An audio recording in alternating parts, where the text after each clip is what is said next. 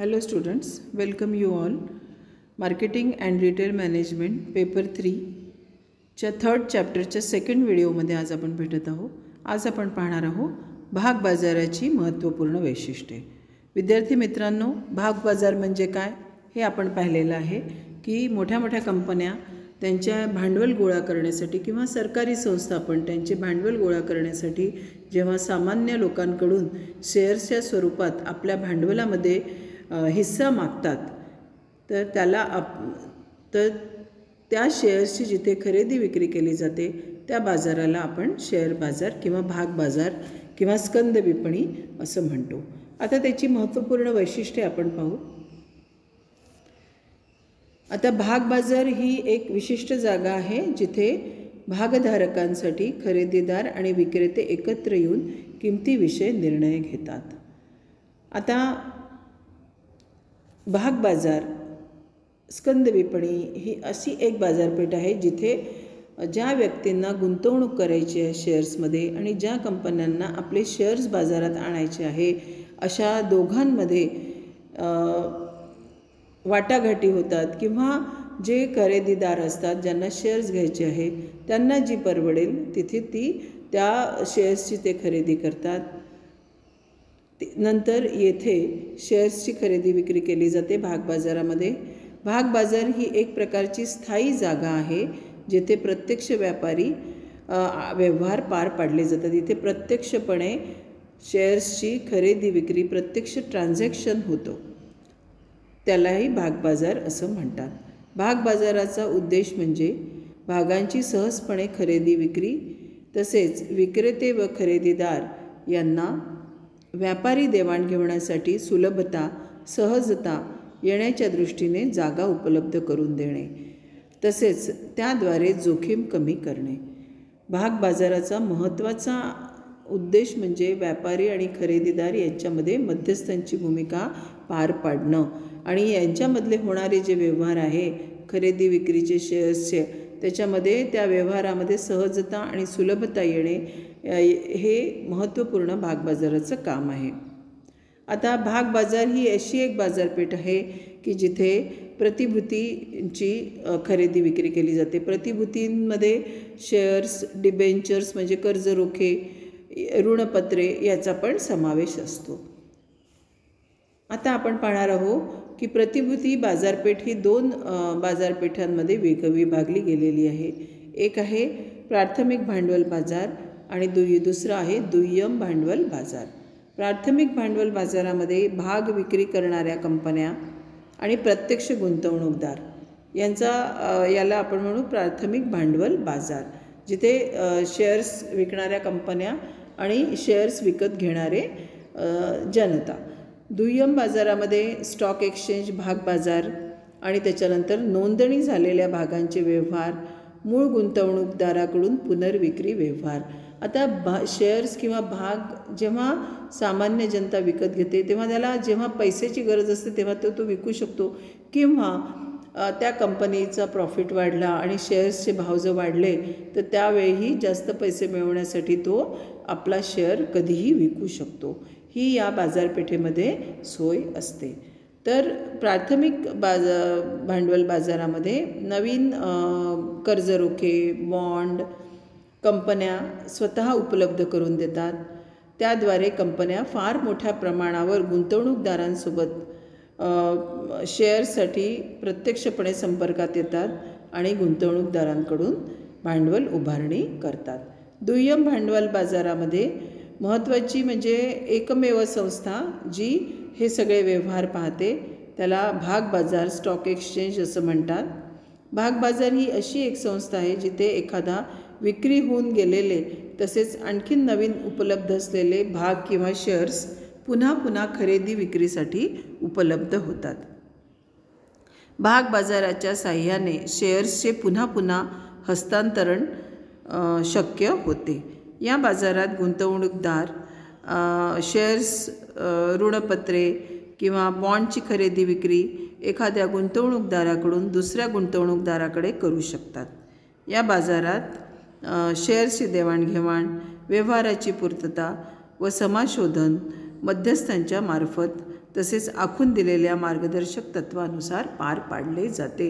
म्हणजे एखाद्या व्यक्तीला आपले शेअर्स विकायचे असतील तरीही त्याला जो शेअर ब्रोकर असतो त्याच्यामार्फत ते विकावे लागतात आणि खरेदी करायचे असेल तरीही त्याला मध्यस्थांमार्फतच खरेदी करावे लागतात. म्हणजे स्टॉक एक्सचेंजनी शेअर बाजारांनी नेमून दिलेले काही मध्यस्थ असतात आणि ते मध्यस्थ हे सगळे खरेदी विक्रीचे व्यवहार पार पाडतात.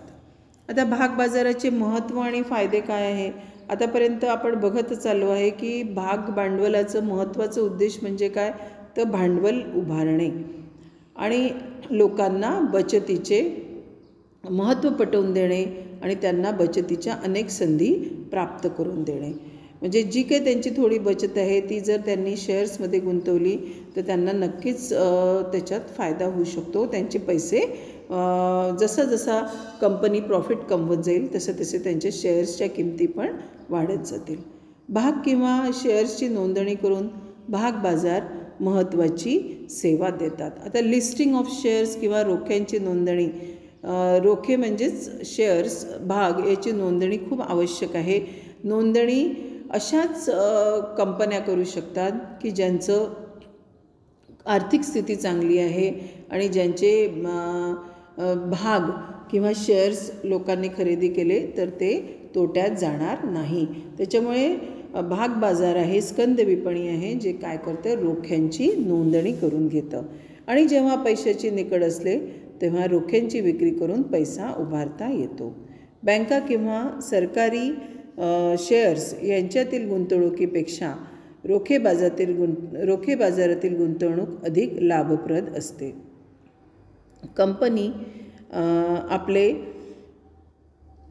बक्षीस समभाग दिले की रोखधारकांजवळील भांडवलात वाढ होते. म्हणजे कंपन्यांना जसं प्रॉफिट वाढत जातं तसं ते त्याच्यामध्ये शेअर्सचेही प्रकार असतात. तर जसं प्रॉफिट वाढत जातं त्याप्रमाणे शेअर्सच्या किमती पण वाढत जातात आणि त्याच्या शेअर्समध्ये ती किंमत ॲड होत जाते.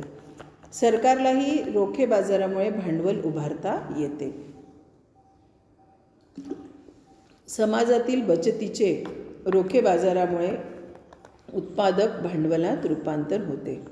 रोख्यांच्या खरेदी विक्रीच्या व वायदे व्यवहारामुळे किमतीत चढ उतार रोखले जाऊ शकतात. आता रोखे बाजारावर नियंत्रण आणि नियमन करणारी सेबी ही संस्था सर्वोच्च आहे आणि सेबी ही संस्था सरकारी संस्था आहे की जी रोखे आणि शेअर्सच्या खरेदी विक्रीवर नियंत्रण ठेवते. आधुनिक औद्योगिक विकास ही रोखे बाजाराचीच देणगी होय. याच्याशिवाय कोणत्याही देशाचा व्यापारी तसेच औद्योगिक विकास आजच्या इतका प्रगत अवस्थेत येऊन पोचला नसता. रोखे बाजार किंवा शेअर बाजार भांडवल मिळवण्यासाठी, व्यापाराच्या प्रसारात, बँकांना त्यांची रक्कम गुंतवण्यात तसेच सरकारच्या आर्थिक योजनांच्या पूर्ततेसाठी सहाय्यक ठरतात.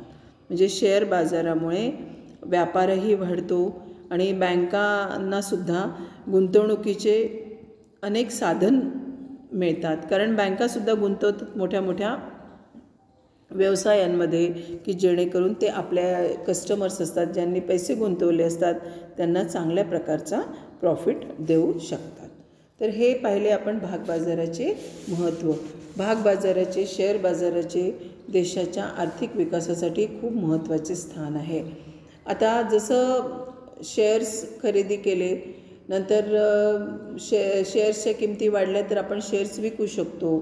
तर असं पण होऊ शकतं की शेअर्सच्या किमती कमी झाल्या तर लोक शेअर्स खूप सारे विकत घेऊन ठेवू शकतात. काही दिवसांनी त्या शेअर्सच्या किमती वाढू शकतात. तर असेही व्यवहार घडू शकतात. तर शेअर बाजार किंवा भाग बाजाराचे तोटे किंवा मर्यादा आपण बघू. तर ह्याच्यामध्ये काय होतं की जसं मी तुम्हाला सांगितलं की शेअर्सचे भाव कमी असले तर खूप शेअर्स काही लोक घेऊन ठेवतात आणि मग त्याच्या किमती वाढतात. म्हणजे चढ उतार होतात आणि त्याच्यामुळे काय होतं की ज्यांच्याकडे जास्त पैसा असतो ते जास्त शेअर्स घेऊन ठेवतात. मग कधी कधी काय होतं की जुगारी प्रवृत्तीला प्रोत्साहन मिळू शकतं आणि परत काही दलाल जे असतात, कारण हे शेअर मार्केटचं काम जे आहे ते पूर्ण दलालांमार्फत मध्यस्थांमार्फत चालतं. तर कधी कधी ते एखाद्या कंपनीविषयी चुकीचं विश्लेषण करतात. तर जनता पण त्यांना खूप त्याचं काही ज्ञान नसतं, त्यांना नॉलेज नसतं, तर ते त्यांचं ऐकून कधी कधी स्वतःचं नुकसान करून घेऊ शकतात. म्हणजे सर्वसामान्य व्यक्तींना शेअर बाजाराच्या व्यवहाराची फारशी माहिती नसल्यामुळे ते पूर्णपणे दलाल किंवा मध्यस्थावर अवलंबून असतात. तो सांगतील त्या कंपनीचे ते शेअर्स घेत असतात. त्याच्यामुळे कधीकधी नुकसान हे होऊ शकतं.